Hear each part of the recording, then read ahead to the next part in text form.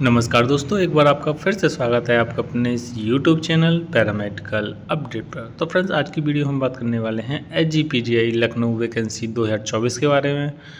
Friends, अभी कुछ समय पहले ही इसका एडवर्टाइजमेंट रिलीज हुआ है, जिसमें अन्य यानी कि डिफरेंट पोस्ट पर वैकेंसीज आई हैं। जैसे कि कुछ वैकेंसीज हैं आपकी लैब टेक्नीशियन में हैं और कुछ वैकेंसी आपकी नर्सिंग ऑफिसर, रेडियोलॉजी, रेडियोग्राफर, इसके अलावा आपकी junior engineer, store keeping, stenographer, इसके अलावा भी बहुत सारी सीटें आप इस एडवर्टाइजमेंट के दौरान देखने को मिल रही हैं। तो किस पोस्ट के लिए कितनी सीटें हैं, उसके लिए कितनी क्वालिफ़िकेशन चाहिए और ये फॉर्म कब से स्टार्ट होंगे, एज लिमिट क्या रहेगी, ये पूरी चर्चा हम इस वीडियो के अंदर करने वाले हैं। तो फ्रेंड्स, वीडियो को अंत तक देखना, जरा सा स्किप नहीं करना है। फ्रेंड, अगर आप चैनल पर पहली बार विजिट कर रहे हैं तो चैनल को सब्सक्राइब करके रखना है, बेल आइकन को प्रेस करके रखना है। ऐसे ही वीडियो पाने के लिए चैनल को जरूर सब्सक्राइब करके रखें। तो आइए वीडियो को शुरू करते हैं। तो फ्रेंड, जैसा कि आप पेपर कटिंग के द्वारा इस एडवर्टाइजमेंट को, रिक्रूटमेंट को देख पा रहे होंगे, इसमें जो आपकी वैकेंसीज हैं देख पा रहे होंगे, जूनियर इंजीनियर की है 1 और लेवल है 6। इसके अलावा स्टोर कीपिंग की 22 वैकेंसी हैं, लेवल 4।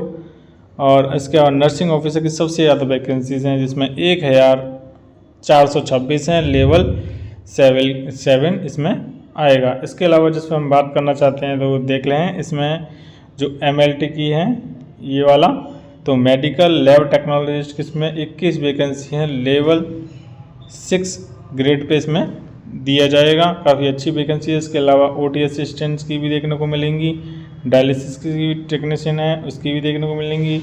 इसके अलावा सैनिटरी इंस्पेक्टर की भी देखने को मिलेंगी। और फ्रेंड्स, वीडियो को नीचे चलते हैं, स्क्रॉल डाउन करते हैं तो कुछ और जानकारी हम आपके लिए साझा कर पाएंगे।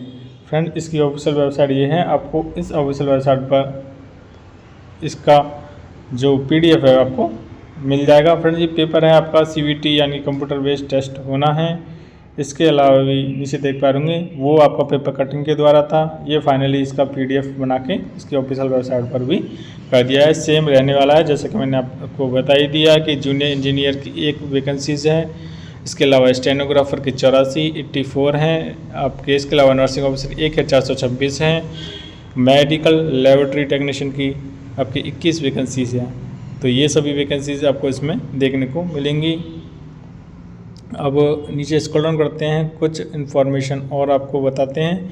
फॉर्म की बात कर लें कि फॉर्म कितने रुपए का एप्लीकेशन फॉर्म फ़ी रहने वाली है। तो आपका जो अनरिजर्व है OBC EWS के लिए 1000 रुपये फ़ी रहने वाली है। और साथ ही साथ में इसमें 18% GST के साथ में 1180 रुपये इसमें आपको पे करना पड़ेगा। SC ST के लिए 600 रुपये एप्लीकेशन फ़ीस है। इसके अलावा GST भी 18% देना पड़ेगा, यानी कि आपको पे जो करना पड़ेगा SC और ST वालों को 708 रुपये पे करना पड़ेगा। तो फ्रेंड्स, ये वैकेंसीज आपकी परमानेंट वैकेंसी है। काफ़ी अच्छा सुनहरा आपका अवसर दिया जा रहा है, तो इस अवसर को बिल्कुल भी गंवाइएगा नहीं। रिजर्वेशन की बात करें तो इस प्रकार आपका रिजर्वेशन देखने को मिलेगा। 21% SC का, ST का 2%, OBC का 27%, EWS का आपका 10% रिजर्वेशन दिया जाएगा। फ्रेंड्स, ये आपका एज क्राइटेरिया रहने वाला है। ये 1 जनवरी 2024 से मिनिमम एज है आपकी 18 वर्ष होनी चाहिए। ये इसमें एज क्राइटेरिया है, और 18 वर्ष, और मैक्सिमम आपकी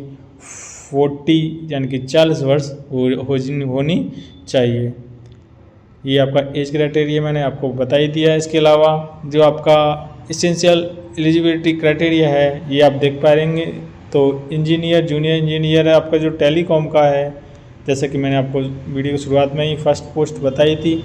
इसके लिए जो एक्सपीरियंस और क्वालिफिकेशन क्या चाहिए, तो first class diploma in telecommunication या electronics engineering with 2 years experience इसमें मांगा जा रहा है।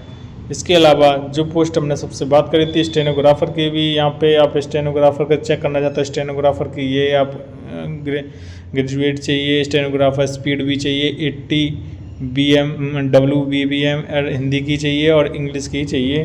तो इस प्रकार इसमें टाइपिंग भी मांगी जा रही है।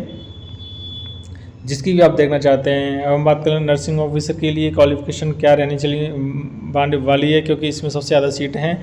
इसमें मांगा है आपका बीएससी ऑनर्स या BSc nursing from Indian nursing council recognised institute of university, यानी कि आपके पास बीएससी ऑनर्स होना चाहिए, बीएससी नर्सिंग होनी चाहिए।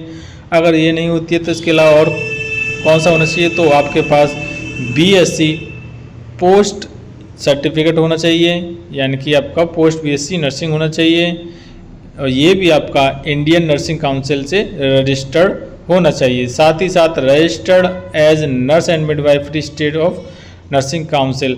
इसके अलावा आपका जो जीएनएम है वो होता है, रजिस्टर्ड होते हैं, तब भी इस फॉर्म को फिल कर सकते हैं। इसके अलावा diploma in general nursing midwifery from Indian nursing council, ये भी आप फॉर्म कर सकते हैं। और registered as nurse and midwifery state Indian या नर्स काउंसिल, और 2 ईयर एक्सपीरियंस मांगा जा रहा है इसमें। और साथ ही साथ में जो एक्सपीरियंस है वो आपका 50 बेडेड होना चाहिए, यानी कि आपके पास ANM GNM post BSc nursing ये सभी होते हैं, तब इस फॉर्म को फिल कर पाएंगे। और साथ ही साथ में 2 ईयर का एक्सपीरियंस के साथ में 50 बेडेड एक्सपीरियंस होना चाहिए, तब इस फॉर्म को आप फिल कर सकते हैं। अब बात कर रहे हैं मेडिकल लैब टेक्नोलॉजिस्ट की, इसके लिए क्वालिफिकेशन कितनी चाहिए, तो इसमें जो डीएमएलटी वाले हैं वो इसमें उनके लिए निराशा थोड़ा सा है, क्योंकि देख पा होंगे इसमें आपका जो बैचलर डिग्री है वो मांगा है bachelor degree in medical laboratory technology या मेडिकल लेबोरेटरी साइंस, यानी कि आपका जो बीएमएलटी है वो मांगा जा रहा है, या बीएमएलएस वो है वो मांगा जा रहा है। और साथ ही साथ में 2 साल का एक्सपीरियंस होना चाहिए।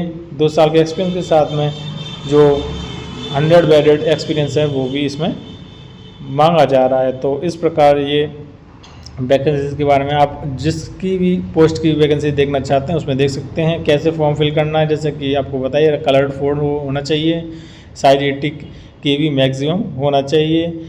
आपके लिए जो साइन है वो स्कैन किए जाएंगे, वैलिड आपको जो नंबर है और ईमेल है वो आपको बताना पड़ेगा। मार्कशीट है आपका हाई स्कूल और 10th का ये आपको किया जाएगा। इसके साथ ही जो आपका डिप्लोमा है या डिग्री है पोस्ट ग्रेजुएट जो भी है आपका वो भी इसमें साथ ही साथ इंक्लूड होना है। इसके साथ ही इमेज ऑफ कास्ट या कैटेगरी, सब कैटेगरी, डोमिसाइल और इसके अलावा एक्सपीरियंस सर्टिफिकेट, ये सभी इसमें ज़रूरत पड़ने वाली है। तो अभी इसमें बात कर लें कि फॉर्म कब फिल होना है, तो इस पूरे पीडीएफ में अभी फॉर्म के बारे में चर्चा नहीं की गई है।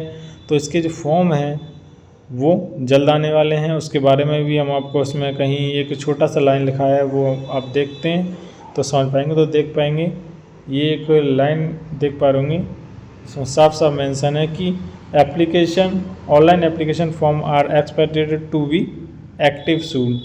तो जल्दी इसके जो फॉर्म है वो आ जाएंगे। जैसे ही इसके फॉर्म फिल होना स्टार्ट हो जाएंगे आपके लिए वीडियो प्रोवाइड करा दी जाएगी। तो फ्रेंड्स चैनल पर बने रहना है। Thanks for watching and subscribe my channel.